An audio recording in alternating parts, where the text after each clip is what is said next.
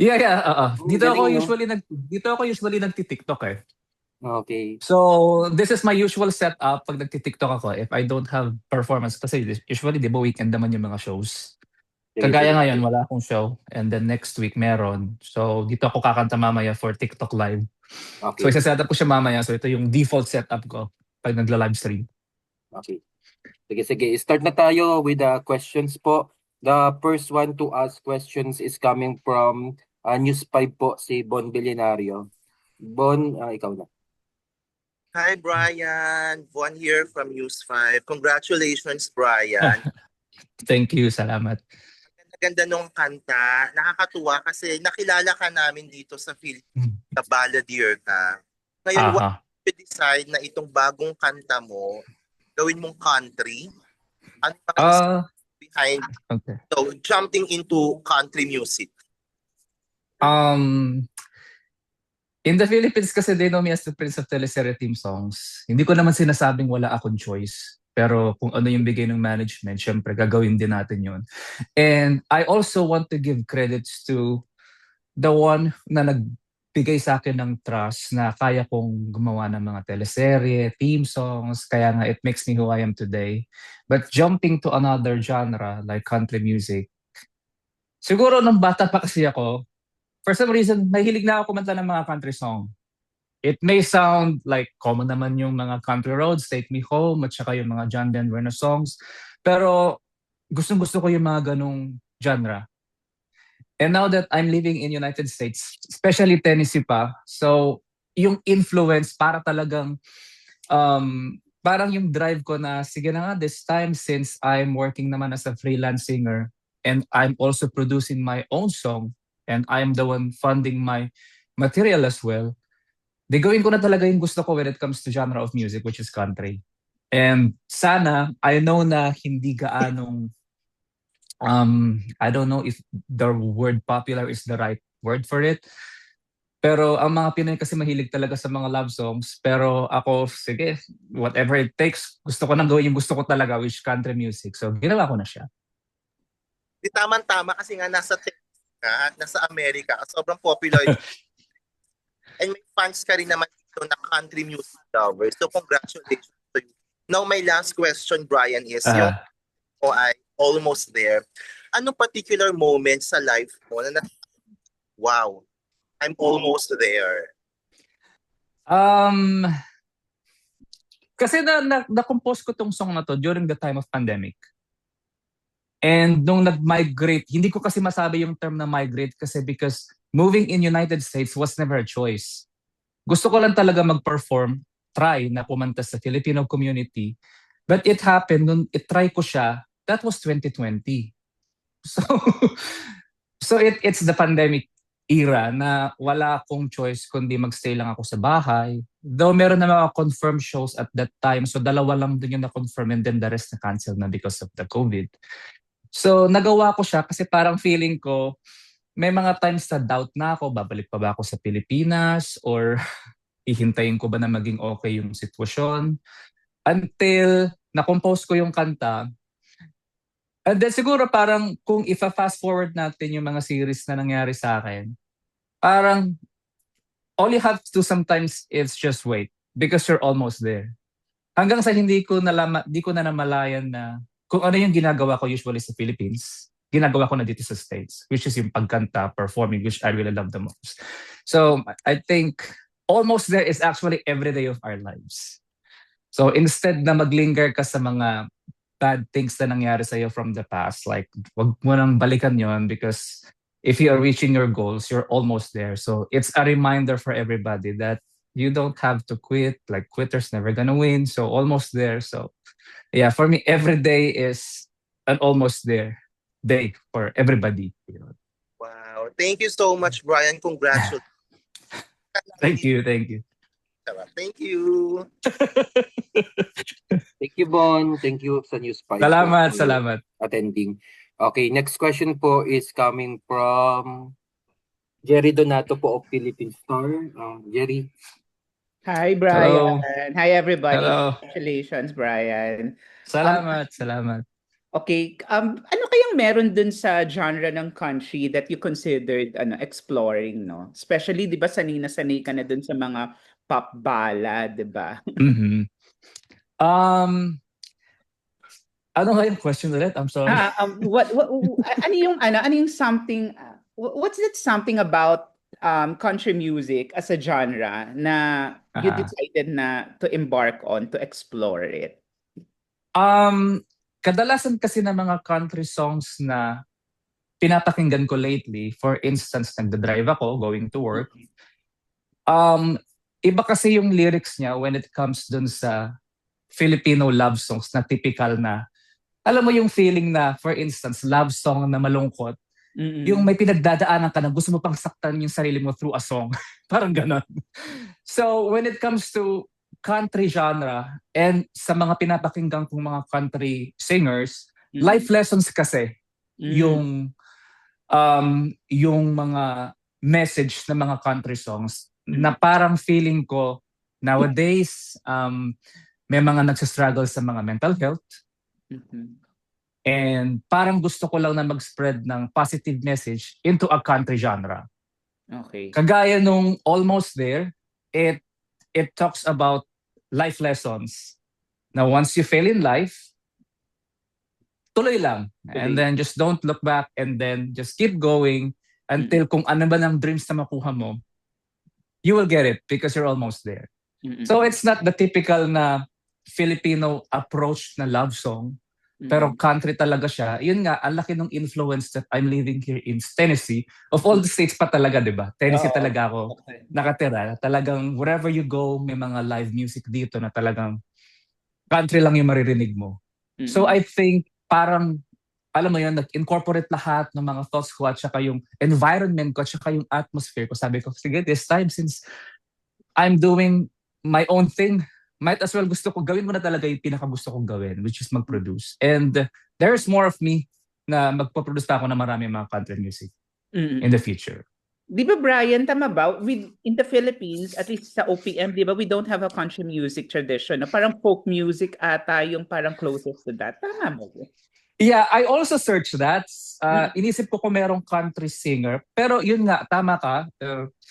Folk songs kasi yung pinaka-closest, yung parang equivalent tong country. And it's not that I want to make a history, but who knows, di ba? Yes, of course. Yeah, you'll never know. So parang feeling ko, it may sound parang ambitious, but feeling ko, again, andun na ako sa point na gagawin ko na lang yung gusto kong gawin. Kung mag-hit, fine. Pero kung hindi, I will still do what I want to do. Parang ganun. Brian, kasi di ba, this is country music. Does it require to change your vocal sounds or yung register? Kasi parang talagang country ka na talaga. I don't know. Kasi syempre, nung nirecord ko na siya dito sa Amerika, syempre, yung nakikinig ka thoroughly na ng mga country songs, you will just get some techniques and all that. Pero sabi kasi nung nag-coach sa akin, which is American, you don't have to sound like them.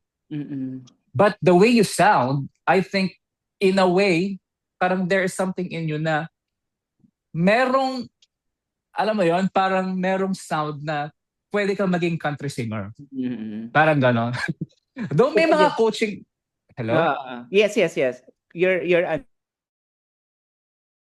Though meron pa din mga coaching na kung minsan may mga specific words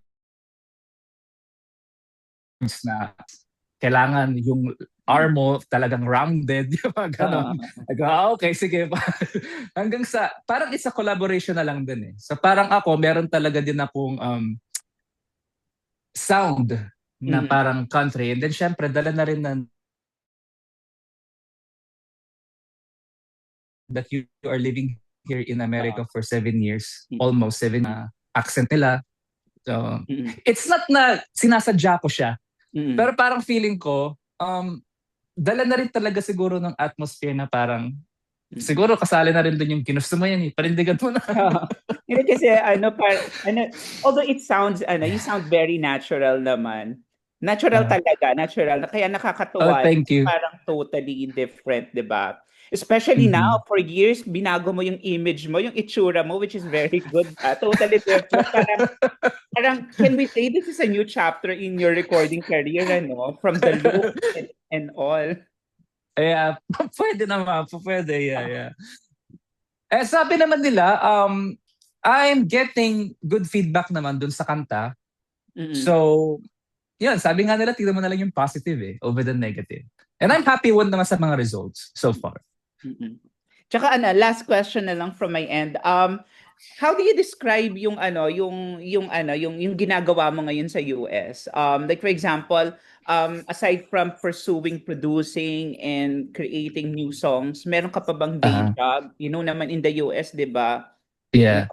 Ilang If So you- sure, no problem. So every Tuesdays and Wednesdays, sometimes Thursdays, during the weekdays. Mm-mm. Yeah, so I'm working in a museum and they know me na day job siya, so 8-hour shift. So talagang parang normal. And the people that I'm working there, they treat me normal, pero alam nila na pag weekdays, minsan nilalako na nila ako, si Brian, magka-Hannah Montana na siya ulit. Kasi Friday na, lilipad na naman yan somewhere, magpe-perform na naman yan somewhere. So yung setup ko, yeah, I have a day job, and which is a good thing kasi parang, you know what, ito nga natutunan ko sa COVID kasi na nag-COVID, wala talaga akong choice kundi magsaya ko sa house at saka hindi ako makapag-perform elsewhere. So believe it or not, ng mga panahon na may COVID, nag-cashier ako. Wala talaga akong choice. Ngayon that I'm working in a museum, ayoko siyang iwanan kasi parang feeling ko, gusto ko yung, parang feeling ko that makes me keep grounded. Yung surrounded ka ng mga taong, alam mo yun, pare-pareho kayong 8-hour ang shift. So pare-pareho kayong may lunch break, pare-pareho kayong may short break and all that. Kaya ayoko siyang iwanan. Though alam naman nila na anytime naman kasi si Brian, pwede na siyang umalis kasi he's doing his thing, like performer kasi wala na siyang COVID. Pero sinabi ko lang sa kanila na no, I decided to stay kasi this job makes me keep grounded as well. So ayun. Tsaka I'm happy na I've seen you kasi 'di ba traveling also. Tama no? I've seen you, I mean mga post mo nakakatuwa. Parang feeling ko nga parang ito na yung parang pa-pick. I would say you're parang BCS mo na siguro din talaga. Siguro sa States kasi ang pinagkaiba kasi it's same but different in a way. Kasi halimbawa meron tayong na-invite ako before, yung mga previous years ko sa Philippines, fiesta, let's say. So it's a work and at the same time, travel na rin, di ba? Sa States kasi dahil malaki yung Amerika, so pupunta ka doon one day before the show, actual show, and then you can stay like one day after the show and then that's where you go home. Di kagaya sa Pinas, kanta ka, then the next day lipad ka na. Padagad, oo. So dito, parang meron na rin akong work and at the same time, na-enjoy ko yung pag-travel as well. Which is a good thing. Tsaka di ba you've also done shows outside the US, no? Australia ata yun or Middle East, something na ganun. Tama ba? Nag-show ako sa Canada, usually. So nag-show ako sa Canada. Minsan tumatawid ako sa Canada.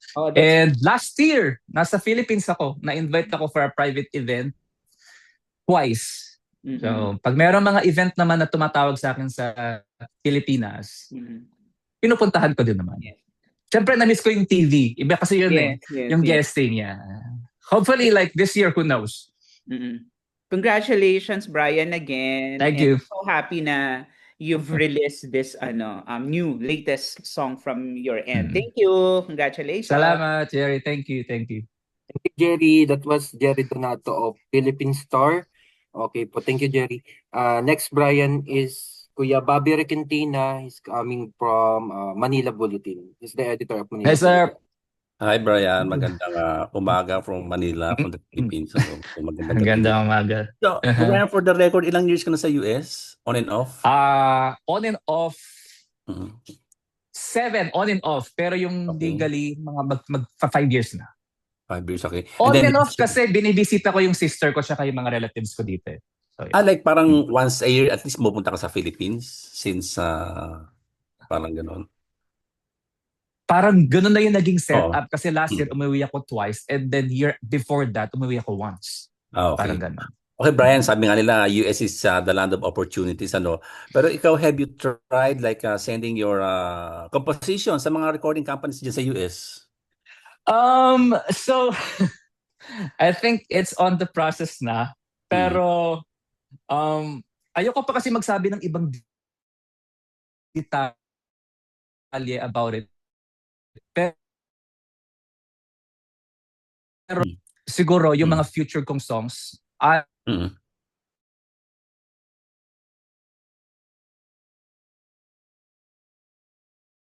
I know few contacts na any promises yet, but nag-start lang yun nung nag-record ako sa kanila. And then siguro nakita nila this guy has yung mga upcoming songs ko, parang feeling ko we are getting na parang partnership na. So, bibigay ko yung mga songs sa kanila, and when it comes to distribution, maybe I will trust them and they will be the one to take care of it. Okay. Itong pagpasok mo sa country genre, ano ba to? Testing the waters pa lang or talagang gusto mo nang ito yung pursue from now on? That's a very nice question, no? Pero tricky din at the same time. Mm. Pero feeling ko, sir, andun ako sa testing the water kasi ayoko din mag-frustrate. Andun na rin ako sa point na since ako naman yung nagpa-fund, parang it's all about risk pa rin naman at the end of the day. Ngayon, kung hindi siya mag-materialize, if there's one person to blame, ako lang. Mm. Pero if there's one person na magiging successful to, I'm the very first person na talagang magiging happy. And then syempre, susunod na yung mga ibang tao naniniwala sa akin. But going back to your question, yes, I am testing the water 100%. Okay, sino nga favorite country singers mo dyan? Naku, At madami. panood ka na ba ng mga country concerts dyan? Meron akong panonoorin like 2 weeks from now. So, number 1 is si Cody Johnson. I don't know if you know him. Cody Johnson is one of my musical influence when it comes to genre ng country. Andito si Chris Stapleton, yung kumanta ng Tennessee Whiskey, Scotty McCreery na para naging grand winner sa American Idol, Brett Young, Chris Young, so marami. So, Isa lang sila sa mga talagang solid na pinapatugtog ko sa playlist ko sa kotse every time. But then, okay, in general, kanina you discussed about yung deja vu and then some musician. In general, how would you describe your life in the US right now? Well, it's really true that US is a land of opportunity kasi kung iisipin mo kung magba-backtrack ako dun sa nag-start ako, at first medyo doubt din ako eh. And also, major adjustment for me as a singer. Tapos bigla ako nag-cashier. Tapos yung una kong tingin sa paycheck ko parang, ha? Ito na. Ano bang opportunity to? So, dumating ako sa point na gano'n. I'll be honest with you, na talagang parang balik na lang ako ng Pinas kasi hindi naman to hindi ako sanay sa ganitong life. But you know what? Kung babalik ako sa Pilipinas at that time, baka mamaya, I will experience first kasi COVID din naman dun eh. So parang feeling ko, that time meron pa akong thinking na parang SARS lang ang COVID. After couple of months, wala na yan. Pero hindi ko lang umabot ng taon. So, parang feeling ko, in-embrace ko na din na, you know what, instead na magreklamo ka, instead na mag-complain ka, you just have to be thankful because you're still okay, you're still healthy, hindi ka nagkasakit, hindi ka natamaan ng COVID, and then your family mo is okay. It may be you getting little amount of money for now, but one day, babalik din naman sa normal, and nangyari naman din. So, opportunity, all you have to do sometimes here in America, at first, talagang mahirap. Because you're in a foreign land and you have to do all the adjustments. Lahat talaga yon. As in, from the way you look, from the way you speak, talagang kailangan makipagsabayan ka. Kasi you are not, I don't want to say the word invading, but you need to adapt and adjust kung ano yung country na nasaan ka. Kasi yung iba nakikita ko, yung iba nagko-complain. Pero there is no room for complaining because I am totally strangers in this land. So whatever you guys think na kailangan ko gawin, I will just follow kasi ako lang ang strangers dito. So tuloy-tuloy pa rin talaga yung pag-pursue mo dyan ng career sa music? Yeah. Yeah. Laban pero pa rin. Also, laban pa rin. And also, andun ako sa mindset na I'm still testing the water. Yes. Last question. Okay. Are you in a relationship right now? Right now, wala. So, Almost there. Maybe one day. Oh, why not? Oh. Yeah. Focus talaga sa sa career ngayon. Yeah, kasi yung mga dadating ko pang mga songs, Mm. it's all about being thankful Mm. and being appreciative in life. And wala akong mga songs na mga love songs na lalabas. This is just so you know. Hindi dahil bitter ako sa love.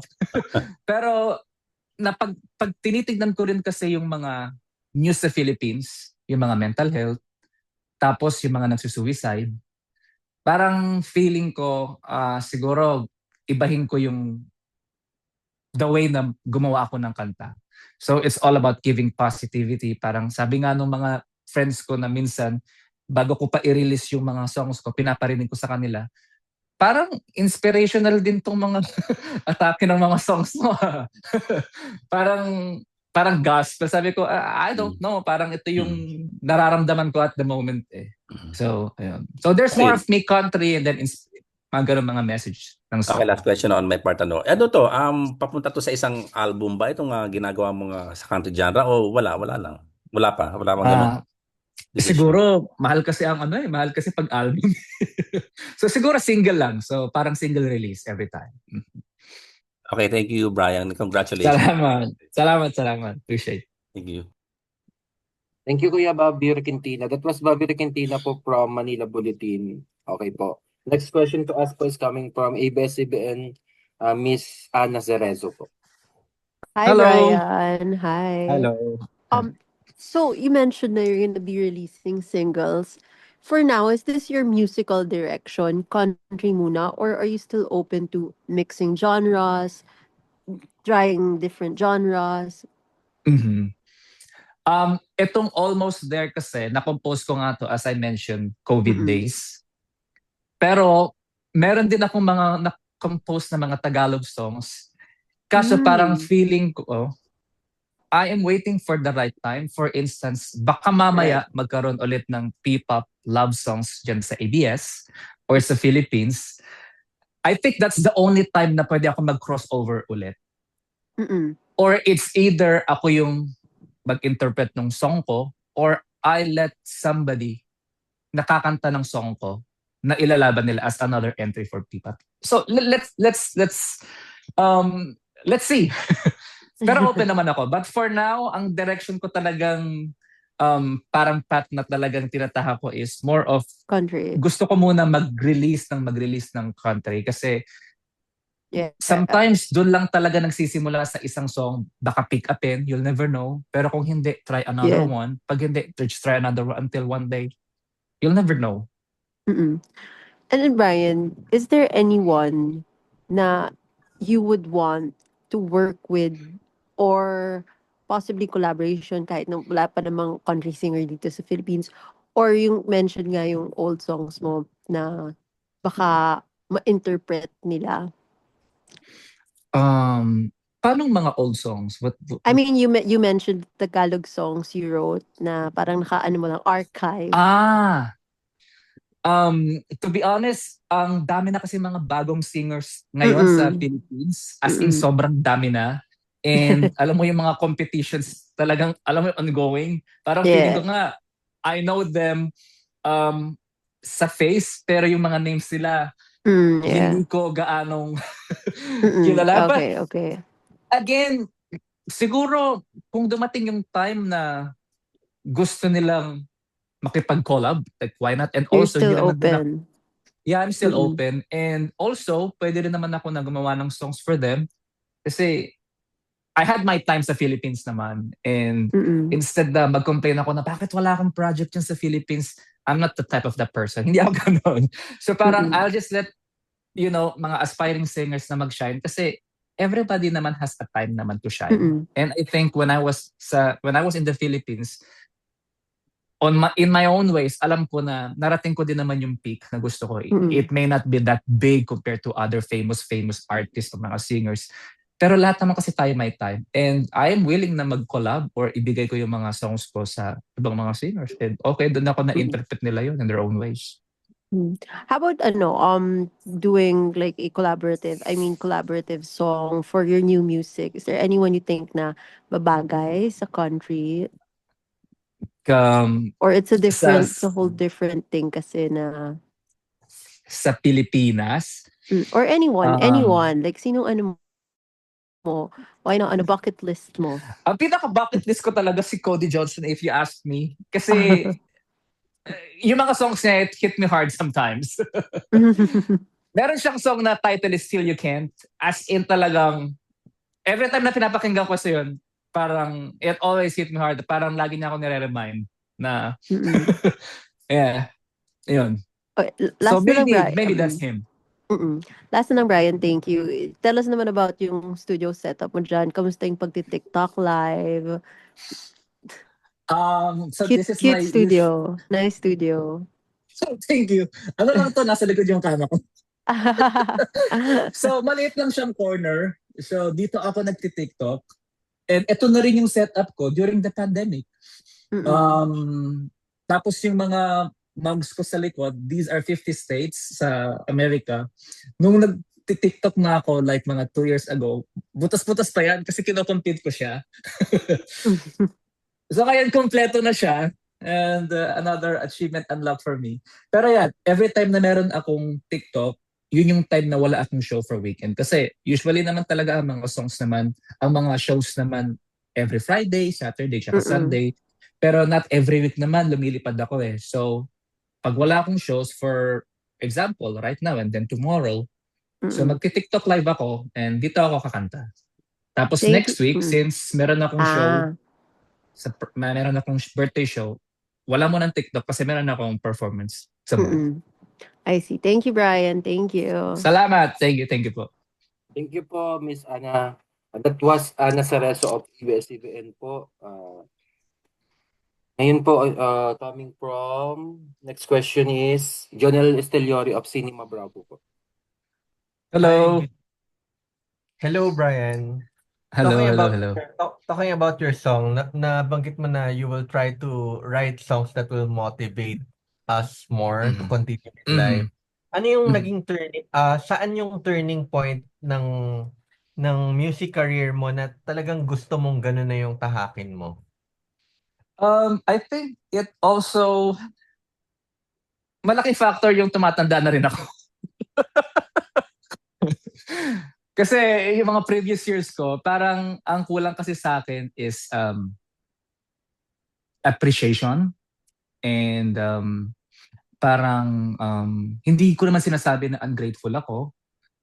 Parang feeling ko, mas gusto ko lalo maging appreciative sa life, appreciative sa mga taong nakapaligid sa akin. And gusto ko lang maging yung mga songs na isusulat ko in the future, parang ayoko kasing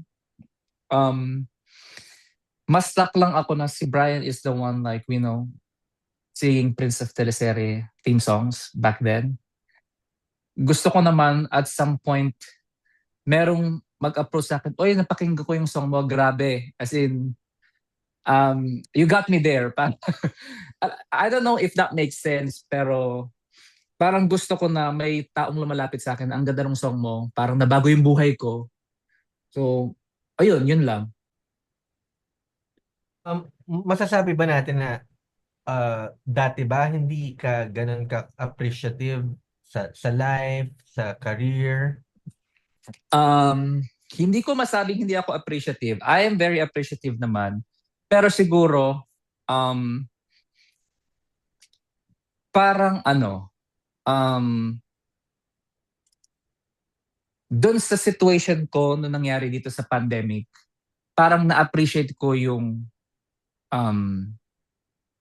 lahat ng bagay. For instance, minsan kasi, I'll just give you a scenario na lang. Minsan mainitin ang ulo ko pag hindi ako nasiservan kaagad sa, let's say, for example, sa restaurant, ganyan. Pero dahil dun sa COVID, na-appreciate ko lahat ng kahit anong trabaho. Dahil naging cashier din ako eh. So, na-experience ko yung ang daming customer, yung parang nakikita mo yung nakasimangot na sa'yo, pero wala kang choice kasi you were busy with someone. Yung ganon. Parang feeling ko yung life lessons na binigay sa akin ng COVID, it open my understanding, like laslawakan ko pa yung understanding ko na lahat ng tao may thankful and just be appreciative kung ano yung meron ka, and kung meron ka natanggap na blessings, whether big or small, mag-celebrate ka, make it a big deal, yun. So, kaya naman parang okay, from now on, then I'll put it into writing. And hopefully, mas marami ka pang magawang ganyang kanta, no? Yes. Meron na, actually meron na. Parang naghihintay lang ako ng mga tamang timing kung kailan ko siya siguro one day at a time. So one at a time tayo. Yung almost there, parang ito yung sobrang close to my heart when it comes to songs na na-compose ko. So ayun, yun siya. Mm-mm. And for my last question, tama ba na nag-start ka 2007? Yes, 2007, Pinoy Pop Superstar, Pinoy Pop year Superstar. 3. And Mm-mm. ako yung first runner-up doon sa contest na yun. Yeah. So, magto 20 years ka na next year. I know. Ayan, meron ka bang mga plano specifically for that celebration, milestone mo?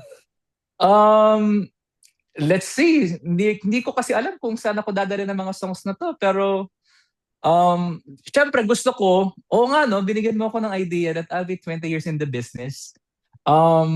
Let's hope and pray na yung mga songs na ilalabas ko, yung when it comes sa yung reach ng audience, mas malawak. Kasi parang feeling ko pag na pakinggan ng marami, especially ng Filipino audience dyan sa Philippines, that I am still doing what I'm doing, that Brian is still active. Kumbaga parang reunion ng Sex Bomb. Alam mo yan? Yung antagal alam mo na nandyan sila, pero bigla na lang sila nag-boom ulit. Tapos hanggang sa nagko-concert na sila, may mga repeat pa nga yung songs nila. Hopefully, sa mga darating na buwan, sana suportahan nila yung songs ko at sana maraming makarinig, madaming sumuporta. Kasi if you're back on track, maraming mga producers na lalapit sa'yo. And I always believe in that. And syempre, mina-manifest ko din naman na mangyari yun for next year. Ihabol ko na rin. Magandang idea rin kasi yung parang Pinoy Pop Superstar reunion kasi marami sa inyo doon talaga nagsimula. Oo nga eh. Parang feeling ko nga nauuso yung mga reunion na mga shows na yung mga singers from the past like Sex Bomb, 'di ba? Grupo sila tapos nag-reunion sila. I just hope na meron mga producers na mag-approach namin one of these days. And siguro, malay mo, maging hit yung songs ko. Kaya kong i-produce, di ba? Ako na mag-produce, why not, di ba? Alright. Thank you, Brian. Good luck. Salamat. Thank you, Junel. That was Cinema Bravo. Next po is Nurse Almo po from GMA News Online. Hello, good morning. Good morning po. Hi, Brian. Medyo lihis lang muna ako Hello. sa song. Tama Okay. tama ba na nursing pa rin yung day job mo? Hindi po dito sa Ah. US. Yeah, as I mentioned earlier po, so I'm working as a museum, so all around, I'm Ah, doing tour guiding, admissions, and yun po. Mhm. mm. Kumusta Ang naman day job yung ko is Tuesdays, Wednesdays, and Thursdays lang. Kasi alam po nila yung situation ko na may mga shows ako out of state na always ang schedule ko sa pagkakanta is Friday, Saturday, Sunday. So lagi po naka-block off yung sa work ko. So every Tuesdays, Wednesdays, Thursdays, dun po ako nag-work sa kanila. So, paano yun? Paano mo na-juggle yung time mo? Do you still have time para mag-rehearse, ganyan, before the show? Usually naman po, kagaya nito, I'm after this virtual con, meron akong TikTok. So, parang consider na siya as practice din eh. Oo. Kasi ayoko pong at least sa isang linggo, dapat meron akong parang kanta, para meron akong performance. So, it may not be the actual performance sa ibang lugar. Kung wala akong event, so I'll see to it, gagawin ko siya sa live stream. So pinaka-practice ko talaga is yung live stream din. Malaking bagay po sa akin yung live stream. And I don't want to miss a week na wala pong performance. So it could be virtual or it could be actual. So parang yun na rin pala yung practice mo everyday. So na-hone pa lalo yung skills mo. Yes, kasi nung COVID kasi, nag-stop din akong kumanta. Pero nagla-live stream po ako, pero hindi siguro 100% kasi parang nawalan din ako ng drive at that time na siguro magiging full-time cashier na lang ako. Siguro yung gawin ko na lang talagang hobby itong pagla-live stream. Pero ngayon baliktad na siya. Parang every week nire-remind ko yung sarili ko na hindi, dapat kumanta ka at least sa TikTok live para, alam mo yun, ititreat mo din na yung TikTok live is parang actual performance. Virtual nga lang to pero may audience ka pa din. Merong nanunood sa'yo. Tapos lagi mong galingan. Parang ganun po. During your TikTok shows and even yung mga physical shows, face-to-face shows mo na sa iba-ibang places, no? Malamang may mga Pinoy audience, no? Ano yung usual reception nila pag nakikita ka nila? Depende. Pag sobrang tanda, sobrang mga seniors, sino ba yan? Yun yung reaction talaga nila, the usual reaction. Pero don't get me wrong, hindi ako na-offend kasi pag nandito ka sa Amerika, especially in your senior years, wala ka naman ding time manood ng TV eh. At wala ka din naman time na kilalanin yung mga artist. So pag meron akong mga audience na bagong dating lang sa Amerika, tapos same age ko pa, alam ko na sila yung nakakakilala sa akin back home sa Philippines. So hati. And dito kasi sa Pilipinas, kung ang audience mo, ang mga edad is mga seniors, so kailangan the way you entertain them, kailangan pasayawin mo sila. So kailangan mo bigyan sila ng mga danceable na mga kanta, mga VST. That way, yun yung way mo para makuha mo sila, para magustuhan ka nila. Tapos, syempre, hindi din naman ako aalis sa stage or sa isang performance, sa show, without me singing yung mga teleserye theme songs. Kasi nga, again, that makes me who I am. And people, 100%, alam nila yung song na ako yung, we know this teleserye, specific teleserye, ikaw yung kumanta doon, kantahin mo for us. Parang ganun. Brian, I can sense na parang well-adjusted ka na dyan sa Amerika. So, ibig bang sabihin na talagang for good ka na dyan? Wala kang plans to go back to showbiz here in the Philippines? I still want to pursue showbiz sa Philippines if you ask me. Siguro naghihintay lang ako ng tamang timing. Kasi I know also the people na pwede kong lapitan. But yun nga, right now kasi may mga shows pa ako dito and I am very happy na kahit ang tagal ko nang nawala sa Philippines, hindi ako nawawalan ng trabaho dito, awa ng Diyos. And I always go back and forth naman sa Pilipinas dahil meron din naman mga nagme-message sa akin sa Facebook, Instagram na, pwede ka ba namin i-invite? Tapos minsan nga nagugulat ako sa inquiry nila. Pag nag-reply na ako, sige po, saan po? Dito sa Leyte. Huh? Leyte sa Philippines? Like, are you sure? Yeah. Ang layo. So, sila yung may sagot. Yes, sila talaga yung may sagot. Tapos, if you're okay with that, yeah, don't worry po. I'll fly po sa place nyo para mga private event. But sana, kasi namimiss ko din mag-perform sa TV. And namimiss ko din na magkaroon ng mga noontime show. Yung the usual na ginagawa ko back then sa Pilipinas. And pero right now, focus muna ako dito. Pero kung meron pa rin akong opportunity na naghihintay sa Philippines, I'm not closing any doors. Siyempre, tatanggapin ko sila open arms. And last question from Mina. Aside from your TikTok shows, may upcoming shows ka ba to promote yung new song mo? Yeah, so meron akong birthday show sa Jacksonville next week kasi birthday ko na next week. Happy And meron birthday. din akong, salamat. And then meron din po akong mga shows outside US, sa Canada, ng May. And Every now and then naman meron din akong show, hopefully sa June. So, yung mga iba hindi pa siya confirmed, pero awa ng Diyos, at least all I need like 1 or 2 shows in a week and I'm good. I'm really good. Okay, thank you, Brian. Salamat Good po. luck. Thank you.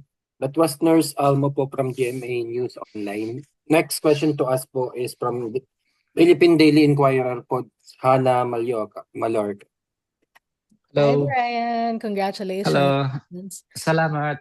Siguro now that you've shifted into country, siguro naisip mo ba deep down minsan na namimiss mo ba yung paggawa ng Filipino teleserye na songs?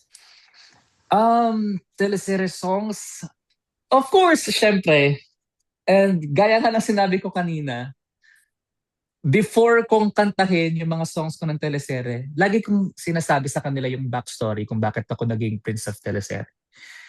Dahil sa mga songs na yun. And then after nun, tsaka ko siya kakantahin. Siyempre, namimiss ko siya, lalo na kung bigyan ako ng opportunity na bigyan ulit ako ng material, nagawa ulit ng Prince of Teleserye. Parang feeling ko naman, since yung public naman yung nagbigay sa akin ng name, hindi ko naman yung pwedeng i-erase. Pwede ko naman din panindigan yun pag nasa Pilipinas ako. And I'm very open naman na kung bibigyan ako ng management na, Brian, pwede ka bang kumanta ng song for a specific teleserye? Siyempre, who am I to say no, di ba? Go talaga ako, walang problema. Kasi dati, nung mga, kunwari, yung mga Gen Z na reporters ngayon, feel ko yung iba sa kanila naalala yung dadalhin cover mo. Oh, yeah. Yung ganun, ang ganda nun. So, comparing to, from example, yung dadalhin to your song now, paano mo na-navigate yung shift? Kasi ang drastic talaga compared to the past. Siguro ang hugot ko talaga kasi ngayon is life lessons talaga in my life. Buhay sa Amerika hindi madali. You know, nag-struggle din naman ako kagaya ng mga the usual immigrants, if I may say. Yeah. Nag-struggle ako lalo na of all the days and years na pwede akong mag-try dito sa US is yung panahon pa ng COVID. Di ba? Oo nga, ang daming medyo pwedeng gamble year at saka buwan. Yeah, parang sobrang risk talaga siya. Tapos, you know, at first talagang masasabi ko talaga na life was really tough and life was very hard at that time. Parang ang feeling mo talagang sobrang doubtful, parang nasa tunnel ka nang parang walang ray of light. Ganun yung feeling. And ayun lang, until day by day, nakaka-adjust na ako. Hindi ko na malayan na 5 years na pala ako dito sa States. And then nung COVID, 1 year and a half after nung COVID, unti-unti nang bumabalik sa normal yung situation. And then unti-unti na rin ako nakakatanggap ng calls from producers from different states. So, parang feeling ko, sometimes ang buhay is just a matter of waiting and be patient lang naman. Kaya naman, nung nagkaroon na ako ng opportunity na, okay, back to normal, kakanta ka na ulit. Pero, tingin-tingin ka din sa pinanggalingan mo, yung mga struggles from before, because that makes you stronger and stronger. So, I just put it into writing. You know? I see. Siguro last for me, kasi now that you've shared how much you've adjusted into your journey, siguro what makes you proud of yourself na lang, looking back? Proud?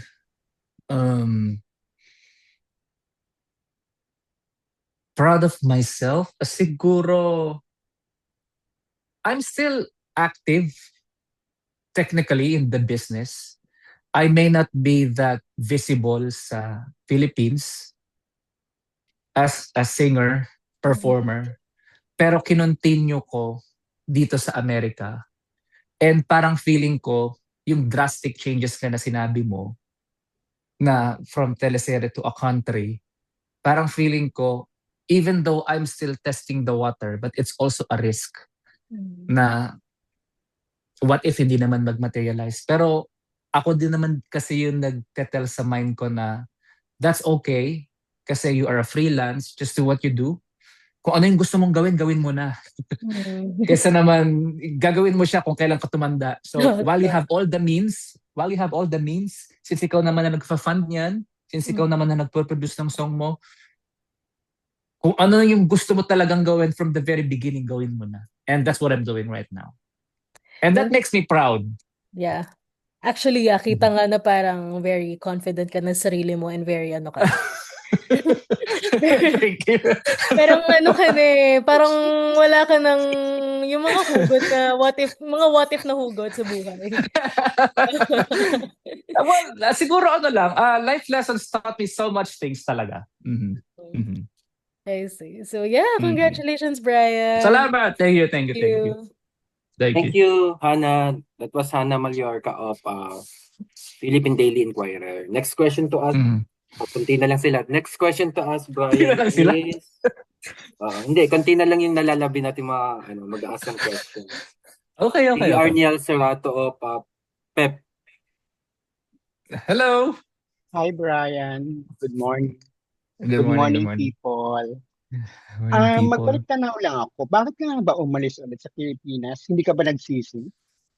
Hindi sa umalis ako sa Philippines. Again, gusto ko lang talagang itry na mag-perform dito sa US.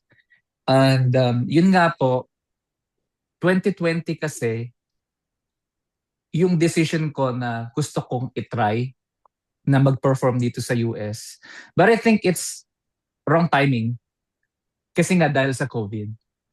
In fact, yung visa ko po at that time, it's just a working permit. Sponsor po siya ng cousin ko kasi yung cousin ko happened to, he is American citizen.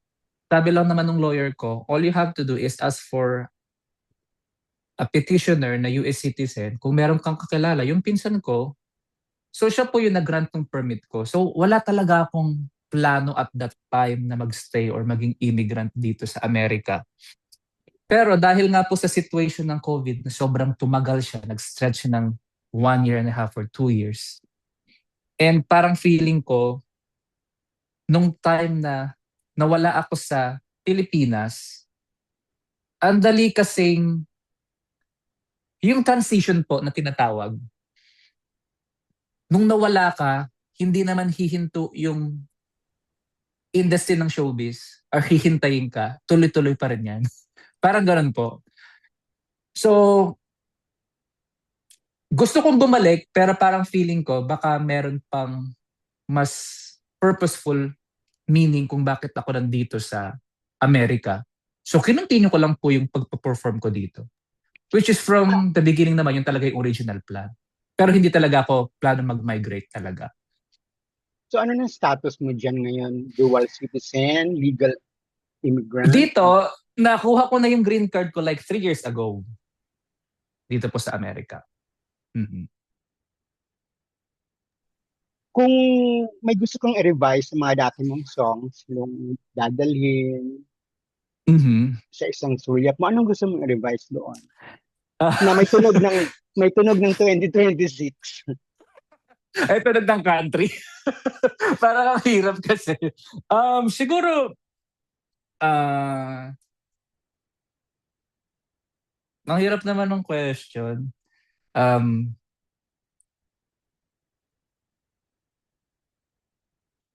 Parang gusto ko kasi silang i-live as ganun eh. Kasi halimbawa, yung mga songs na kinanta ko sa teleserye, solid kasi yun eh. And you know what? Ang na-notice ko kasi pag nagpo-perform ako dito, lagi nilang sinasabi, "Oy, pre, kantahin mo yung kinanta mo sa Juan de la Cruz, kantahin mo yung kinanta mo sa Walang Hanggan." Parang alam nila talaga by default kung paano ko siya kinanta.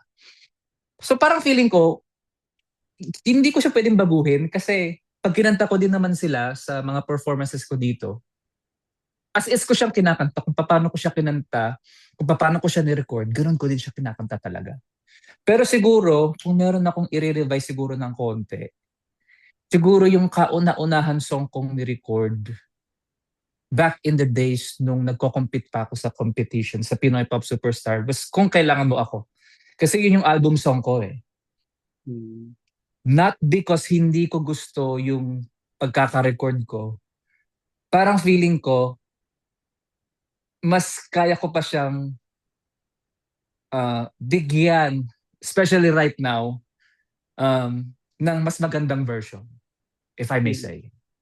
Are you still in contact with yung mga kasamahan mo sa Pinoy Pop? Like Oo naman! Wala ba kayong na magkita sa Wala! America or something? Well, nung nag-guest sila, kasi nag-guest sila sa concert ni Jonah, so kinongratulate ko sila kasi parang reunion nila yun eh. Parang naisip ko nga, may nagtanong sa one of the press kanina na gawin yung reunion, mag-concert reunion. Parang napaisip tuloy ako nga, no?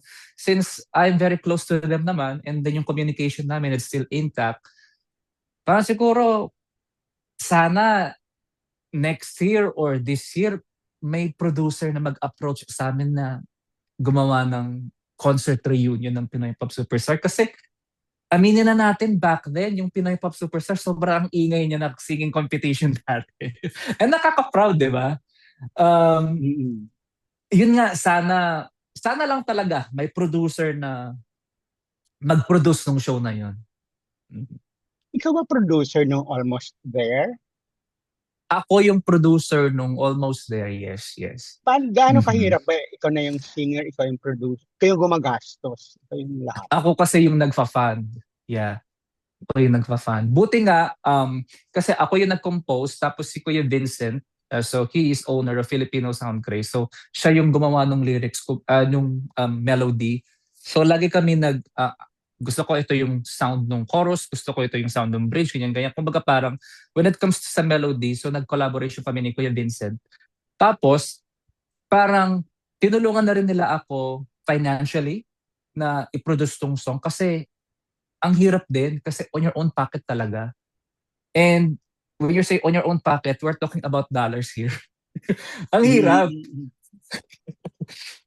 Magastos ko sa magastos, pero sabi ko nga, dahil nandito na ako, since I am doing majority of the fundings, gawin ko na. Kung ano yung gusto ko, gagawin ko kasi wala namang pipigil sa akin dahil pera ko naman na to eh. Parang ako naman na nagpo-produce, di ba? So, ayun. And sana, napakinggan nyo naman yung Almost There. Sana nagustuhan nyo yung song. Ilang taon ka na? Bakit single ka pa? I am 38 in 2 weeks time. Yes. Single pa rin? Yes, technically. Yeah. We're open on dates every now and then, pero ayoko muna. Ang hirap dito sa Amerika. Dollars. Paano ka nag-adjust? May snow ba dyan? May snow lang. Sa lugar nyo? Sa lugar ko dito sa Tennessee, nagkaroon kami ng winter storm 2 weeks ago. Yeah. Hindi naman ganun ka lala compared doon sa sister ko kasi yung sister ko nasa Indiana. Doon pag nag-winter storm talaga, there's nowhere to go. Stuck ka talaga sa bahay. Dito kasi Tennessee is more south. So pag nagkaroon kami ng winter storm, maliit lang yung snow. As in, hindi gaanong makapal. Pero ang tao kasi dito sa south, sa Tennessee, we are not used to have snowstorm. Kaya konting inch lang ng snow, wala nang pasok. Ganun. Unlike sa sister ko, kahit mga 1 foot or 2 feet na yung snow, may pasok pa din sila. So yun yung pinagkaiba. O last na lang, ano ang expectation mo sa bago mong kanta ngayon? Ang expectation ko, syempre, yung ibang reaction na parang, si Brian di ba siya kumakanta ng mga ballad songs? Ba't nag-iba na siya ng genre? So that's number 1. And for myself naman, ang expectation ko lang, to be honest, gusto ko lang talagang, I'm not expecting from anything, pero syempre, nag-hope ako na sana maging hit. Pero kung hindi man, try lang ulit ako ng panibagong song.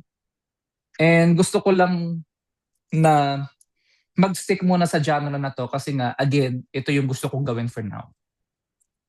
Okay, thank you and good luck. Salamat. Okay.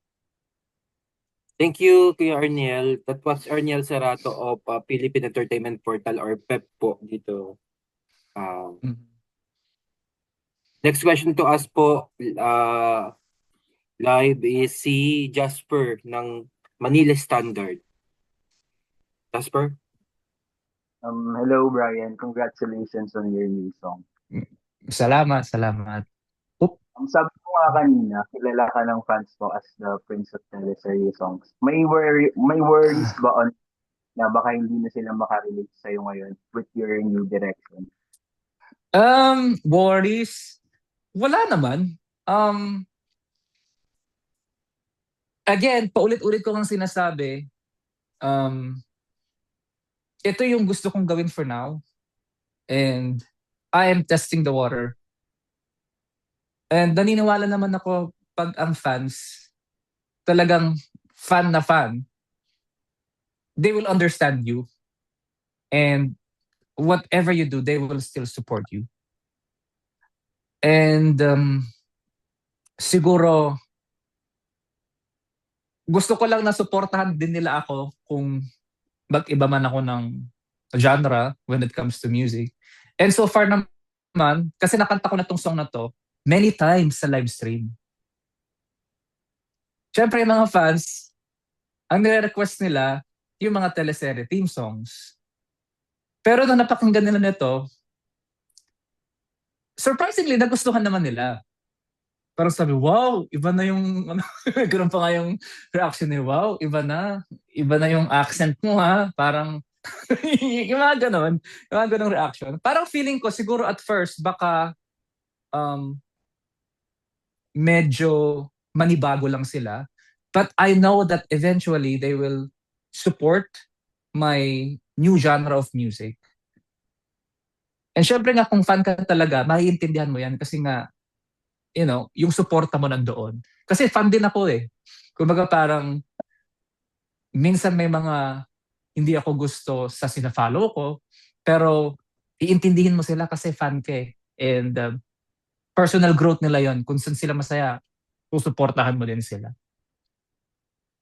Apart from the music, magta-transition na rin ba yung image mo into like isang country artist, typical na country artist? I don't think so. Hindi naman ako naka-boots right now. Hindi naman ako naka-country, cowboy. Siguro magsistick lang muna ako sa pag-release ng mga country songs. Kasi, tawag nito, if this song will be a hit, I am very proud na may Filipino artist na gustong maging country singer. And ayoko namang i-copy yung mga country singers by default, the way they look, the way they dress up. Gusto ko yung kung ano lang yung typical na Filipino, pero kumakanta ng country music. Parang ganon. Sabi mo kanina, very hands-on ka sa paggawa ng music mo ngayon. With AI, ano yun? Sabi mo kanina, very hands-on ka sa paggawa at pag-create ng music mo, itong country music. With AI becoming more present in different fields, what is your opinion on AI being used for creating music?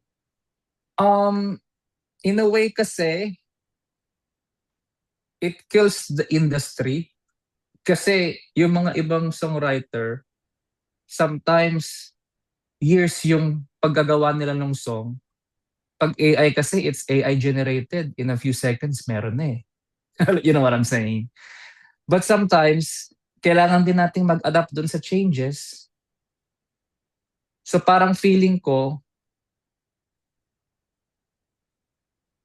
pwede ka rin makipag-collaboration with the AI, with the help of AI. And there is nothing wrong with that. Kasi at the end of it, for example, ako, alam ko kakaya kong kantahin yung kantang yan. Alam ko yung AI, it could be pitch perfect, pero kaya kong kantahin niya na may puso. You know what I'm saying? For my last question, how do you make sure na nandun pa rin yung identity mo as an OPM artist na yung nagta-transition ka na sa kanta?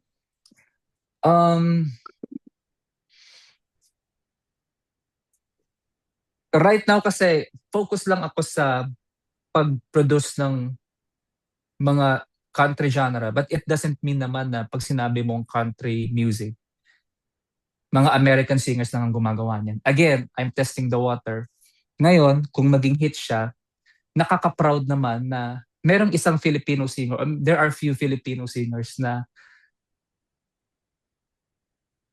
kayang gumawa or kayang makipagsabayan sa world ng country music. And awa ng Diyos kung pala rin tayo, and isa ko dun sa mga few artists na yon. And pwede ko sabihin talaga na I am a country singer, but I am a Filipino singer as well. Okay, that's it for me. Thank you, Brian. Salamat. Thank you, Jasper. That was Jasper of Manila Standard po. Jasper Valdez po. Okay. Bali yung ibang questions, Brian, is feed in. Pero nandito naman sila sa Zoom. Yes. Kasi right now, Ate Tessa of Manila Times is in a dentist appointment. Pero nakikinig po siya ngayon. Ito po ang question Sure, ni no Miss problem. Tessa. Uh-huh. Brian, how excited are you to come home this year to prompt your single? And besides that, what else are you looking forward to do? Yung ba iba daw na mga hobby at pinagkakaabalahan mo? Aside singing. Aside singing, yun nga, meron akong day job dito sa US. And I'm just waiting for the right time lang for this year. Kasi parang feeling ko, gusto ko din umuwi sa Pilipinas to promote the song. Hindi ko lang alam kung kailan. Siyempre, paalam din yan sa trabaho. And at the same time, hindi ko alam kung ano yung perfect timing for it. Pero I know that kailangan kong umuwi sa Pilipinas since I am promoting this new song. And excited ako kasi syempre, namimiss ko yung feeling na nasa studio ka, may nag-aayos sa'yo. Yung ganong feeling. Yung may nag-aayos sa'yo, tapos yung may tamang lighting, tapos yun na yung camera, tapos magsa-soundcheck ka. Namimiss ko yun. And I know na since pinapromote ko tong song na to, parang one by one, kagaya nito, meron tayong a virtual conference. I know na one day kailangan kong lumipad sa Pilipinas and then in a way i-promote tong kanta on national TV. And I'm very excited. No dates yet, pero looking forward that this year mapopromote yan. How about your looks? Because different style of your looks right now from the previous years and your previous singing career, di ba? Kasi yung look mo ngayon, curly hair, tapos may mga bigote. So, that's kung gusto ganyan talaga yung maging dating mo for this year. Siguro try natin. Kasi yung bigote naman, bago naman ako umalis ng Philippines, meron talaga ang bigote. Pero mas lalo lang siya siguro na-highlight ngayon. Kasi parang feeling ko, mga country singers na nakikilala ko, hindi naman clean looking eh. I mean, what do I mean is, lagi sila may beard at saka yung iba nga hanggang dito pa yung balbas. Para ayoko namang i-grow ng gano'n dahil number one, parents ko magagalit. Yung curly na buhok, parang feeling ko, marami akong mga singers na nakikita na curly. I don't just want to imitate them. Parang feeling ko, hindi naman masyadong... Juan Carlos. Parang gano'n, di ba? Yung hindi sobrang haba, pero sakto lang. And somehow, meron naman akong mga good comments na rin. Okay yung look mo. Just keep it up. Okay, sige. You're performing ba with a band, with a sessionist band, or you're just alone in this stage? Right now, wala talaga kasi I'm still catering Filipino audience pa. And I'm looking forward na sana sa mga susunod kong songs, yung mga future songs ko na i-distribute ng mga distributor dito. Sana magkaroon tayo ng connection kasi it only takes one connection because from one connection to another, yun na. And ako, nagpe-pray ako na sana mangyari yun. Okay. Next question po na nakapit in. Actually, this is the last two. Okay. It's coming from Kuya Neil Ramos of Tempo. He's in online din. Kaso, sira yata daw yung kanyang mic to us. Okay. Boss, patanong na lang dahil sira yata mic ko. Ayaw mag-on. Just want to know how if he is also planning to get back to acting while there. And his second question is, what is it exactly that he wants to convey to his Filipino fans through his new music? Actually, nasagot na yata ito kanina. That is kung hindi pa ito natanong, sabi niya. Pero the first one is not yet. O yung sa acting daw, kumusta? Gusto mo daw ba nasubukan ulit? Hindi naman ako nagkaroon Tanong ng na din major kung acting role nag-audition siya for a roles. Oh. Kasi di ba Not yet. dyan sa location mo parang dami rin yung mga musical shows na mga Pilipino nag-audition din. Madami yung mga with regards to singing competition, hindi ko alam pero parang feeling ko iba kasi yung pressure right now eh. Iba kasi yung pressure ng social media when you compete right now. And parang feeling ko right now, if you ask me, ayokong sumali sa mga competition kasi yung pressure. Parang feeling ko pinanggalingan ko na yan eh. And sige, magko-compose na lang ako ng kanta, gagawa na lang ako ng mga bagong kanta. Pero yung acting kasi, sa Pilipinas naman, hindi naman ako nagkaroon ng major role. Mga parang, hindi din naman extra, baga parang part of the cast lang. Sige, open tayo dyan. We're not closing doors naman. Kung merong opportunity, wala. Kung may opportunity, gagram ko pa din. I think goods na rin yun kay with Kuya Neil Ramos, your answer. Pero ito may personal question din, Brian. Is sa lahat ng mga original songs na nai-release mo before, may mga gusto ka bang ibalik na gawin ulit na kumbaga reimagined na song? Yung kumbaga para at least, di ba? Kasi nung nakaraan, nakakinig ay yung generation na yan, para ngayon, gawin mo ulit siyang bago. Reimagined. I couldn't think of any right now. Talaga. Kung tatanungin mo, kasi yung mga songs na nagawa ko from the past, parang yun naman din kasi yung ine-expect ng tao na perform ko as is. And whenever I sing yung mga songs na kinanta ko, at pag nakikita ko sila na sumasabay, yung kilig nandoon. Nakikita ko sa mga audience ko na, ay kahit ang tagal na ng songs ko, kahit 10 years na siya, kahit 10 years ago, kahit 7 years ago, every time na kinanta mo, tapos yung mga intro pa lang, yung sisigaw na sila kaagad. Parang sa mga songs yun sa isang sulyap mo, ganun? Yung mga ganung songs, yeah. Tsaka yung, di ba meron ka rin nung sa yung sa kanya? Kailan? Yung Kailan? Yeah, yung mga covers ko na yun. Yeah. Smoky Mountains ba yata yun? Yeah, yung mga ganun. Meron akong medley nun. So, every mga parang 5 seconds na mga intro nun, parang, may mga ganung reaction. Parang feeling ko, since napanood nila, every night, yung mga teleserye na yun, tapos nagpe-play yun every night, parang yun din talaga yung inaabangan nila. Kaya parang I couldn't think of any na parang babaguhin ko right now. Siguro in the future, pero for now, every time kasi na nagpa-perform ako, kung ano yung napanood nila sa TV, yun yung reaction na nakukuha ko. Yung parang yun din yung ine-expect nila from me. Kasi di ba previously, yung mga iba pa namang originals mo sa album, hindi naman na-i-release siya talaga single.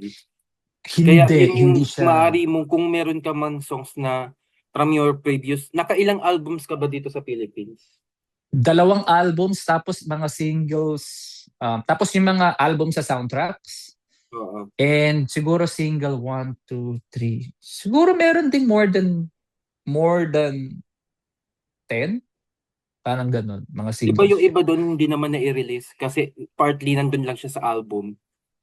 Diba? Yes, partly. Kumbaga, naisip mo ba somehow na ilabas mo siya ulit with gawin siyang bago at gawin mo single? Kasi since hindi naman talaga siya totally Hindi siya talaga nailabas. totally lumabas.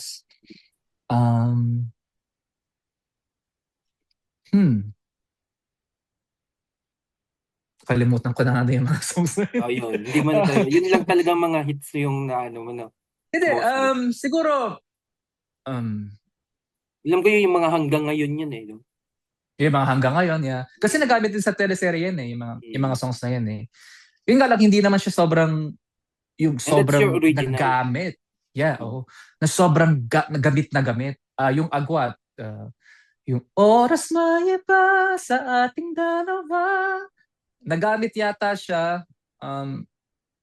parang sa Netflix ata, pero kasi hindi right talaga now, siya. nauuso yung mga old songs na nagiging nagba-viral. Like Ale, like yung song ni Willie Rebillame na Buksan Mo. Kasi nagagamit ngayon siya sa TikTok tapos muling nabubuhay. 'di ba? Aha. Like songs ng mga sex bomb. Kumbaga, Aha. from previous na sikat o yung hindi man sikat dati at hindi rin alam. Kasi yung buksan mo, di namin alam na song ni Willie. Di ba ngayon lang talaga? Nung may Yeah. ibang kumanta tapos biglang nag-hit dahil sa TikTok. Yes, yes, Natin ngayon yes. na naalaman na kanya pala yun. Mhm. Ganun, di ba? Sige, Brian, Yeah. siguro gusto na rin din marinig ng press na naka-online pa rin. Yung cut part nung chorus part nung song, performing mo Aha. here in Zoom Live. Yeah, sige. Sige. Okay. It's ikaw na Brian bahala kung kailan mo siya sumunod. Kakantahin ko siya dito? Sample lang. Acapella lang, ha? Yes. Chorus. That chorus. Okay, sige. Ito, Kahit chorus mga lang. kapatid, dito po yung kanyang performance ng sample ng song na First verse na lang Kasi- siya chorus. Days are still complicated, I know. My dreams have been shattered, I know.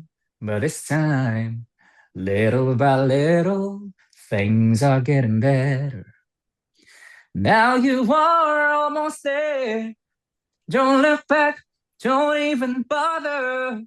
Get on your feet, move along. Don't you ever quit. Shouldn't give up. Remember when you fall and fall, that you are almost there. Brian, Yes. final message na lang with everyone. Si Nurse, malakpak ko. At saka si Han. Thank you. Okay. Farewell message na lang to everyone. Well, salamat po sa time ninyo, and I know na maaga dyan sa Philippines, pero thank you po sa time nyo na gawin itong virtual con. And syempre, Kuya Cesar, salamat. And sa lahat po ng mga press na involved for this, paano ba? Virtual con, media con, I don't know how you call it now. Or press con, salamat po sa time ninyo. And looking forward po sa song na nirelease ko. Sana magustuhan nyo and sana magustuhan ng mga audience natin. And I can't wait to perform this po sa Philippines. To be honest, na-perform ko na to sa TikTok. So sana po one of these days sa ASAP or sa Net25, Letters in Music, sa Sunday All-Stars. Sana one of these days pag uwi ko sa Philippines. So salamat po sa inyong lahat, and then salamat po sa time ninyo, and then salamat po sa support. May nalimutan ka pa, yung wish. Yung wish, Diba yun, may wish oo. dyan sa US? May wish dyan sa US eh. Yeah, May meron wish din. bus May dyan. wish din sa US. Yeah. So, Oo. sana makarating sa kanila ang balitang to. Yun.